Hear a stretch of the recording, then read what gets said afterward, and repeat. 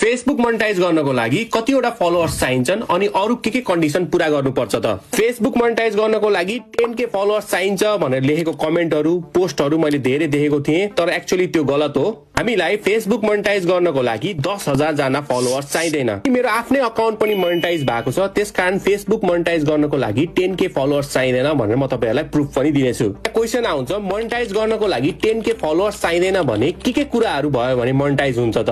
Monetisation अहिले invite only कन्डिसनमा छ। भन्नुको अर्थ फेसबुक आफैले तपाईलाई उताबाट कन्टेन्ट मोनेटाइजेसनको इन्भिटेसन पठाउँछ। सबैभन्दा पहिला म तपाईहरुलाई कन्टेन्ट मोनेटाइजेसनको लागि 10k फलोअर्स चाहिदैन भनेर प्रुफ देखाउँछु। त्यसपछि म तपाईहरुलाई कन्टेन्ट मोनेटाइजेसनको लागि के कुराहरु इम्पोर्टेन्ट छ अनि के कुराहरु गर्न जरुरी छ, के कुरा गर्नु हुँदैन भनेर भन्नेछु। फेसबुक अकाउन्ट हो, यसमा मैले त्यति धेरै पोस्ट चाहिँ गर्दिन, तर यो अकाउन्ट मेरो मोनेटाइज भएको छ। यसमा चाहिँ 2500 फलोअर्स हुनुहुन्छ अनि तपाईहरु यहाँ देख्न सक्नुहुन्छ यो अलरेडी मोनेटाइज छ अनि यहाँबाट मैले अर्निङ पनि गरिरहेको छु। कन्टेन्ट मोनेटाइजेसनको अप्सन मेरोमा देखाइरहेको छ। यो चाहिँ मैले 2500 फलोअर्स हुँदाखेरि मलाई कन्टेन्ट मोनेटाइजेसनको उताबाट इन्भिटेसन आएको। यहाँ तपाईले देख्न सक्नुहुन्छ photo, story, video, text, reel सबैबाट पैसा आउँछ। सो यो चाहिँ स्टार्टिङ जस्ट मोनेटाइज हुने बित्तिकै मैले लिएको भिडियो हो, त्यसकारण त्यति धेरै पैसा आएको छैन। तर एउटा कुरा के भन्दाखेरि कन्टेन्ट मोनेटाइजेसनको लागि चाहिँ 10,000 फलोअर्स चाहिँ चाहिदैन। तपाईले देख्न सक्नुहुन्छ नोटिफिकेसनमा you are invited switch to content monetization program भनेको छ। त्यसमा क्लिक गर्यो भने चाहिँ यसरी साइन अप गर्यो भने तपाईहरु कन्टेन्ट मोनेटाइजेसनको सेटिङ गर्न सक्नुहुन्छ। अब यो सेटिङ कसरी गर्ने भनेर पनि मैले भिडियो बनाएको छु।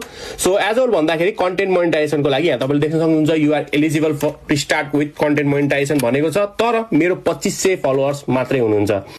अब कन्टेन्ट मोनेटाइजेसन फेसबुक आफैले इन्भाइट पठाउने भएपछि कस्तो अकाउन्टलाई चाहिँ इन्भाइट पठाउँछ त? सबैभन्दा पहिला तपाईहरुको भ्यूज राम्रो हुनु पर्यो। दोस्रो कुरा तपाईहरुको अकाउन्टमा तपाईहरुको कन्टेन्टमा इन्गेजमेन्ट राम्रो हुनु पर्यो। मान्छेहरुले लाइक गर्नु पर्यो अथवा शेयर गर्नु पर्यो, हेर्नु पर्यो।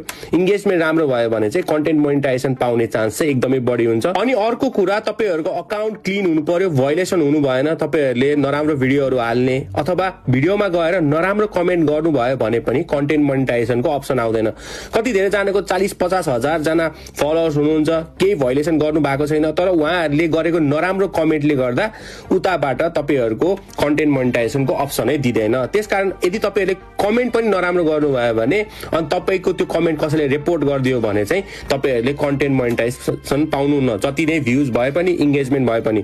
त्यसकारण आफ्नो अकाउन्टलाई चाहिँ एकदमै क्लीन राख्नु एकदमै जरुरी छ। सो यही नै हो। यदि तपाईहरुलाई यो भिडियो मन पर्यो भने मलाई फलो गर्न नबिर्सिनु होला। म यस्तै भिडियोहरु लिएर आउने छु। अनि तपाईहरुलाई कस्तो भिडियो हेर्न मन छ तल कमेन्ट गर्नु होला, म त्यस्तै भिडियो बनाउने छु।